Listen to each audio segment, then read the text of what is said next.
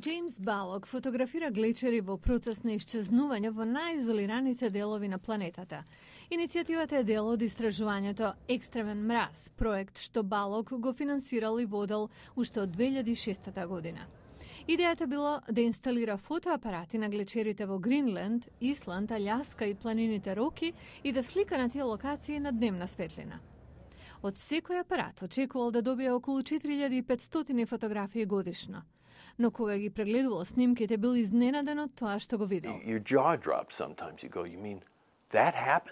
Неверојатни се промените на овие огромни зданија, за кои сметате дека се издржливи, бесмртни делови од пејзажот.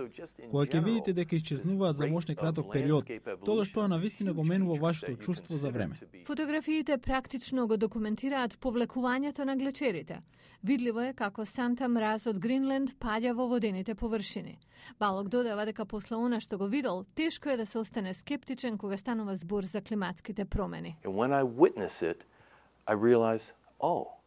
Кога го гледате оваа со своји очи, сваќате дека е реалност. Ова не е религија, не е доктрина, не е политичко прашање. Балог вели дека неговата најнова авантура на мраз му дала чувство на ранливост на глобалната животна средина и итна потреба за нејзина заштита. Тој се надева дека неговите фотографии ќе ја мотивираат јавноста, но и законодавците за земање порешителен став по ова прашање.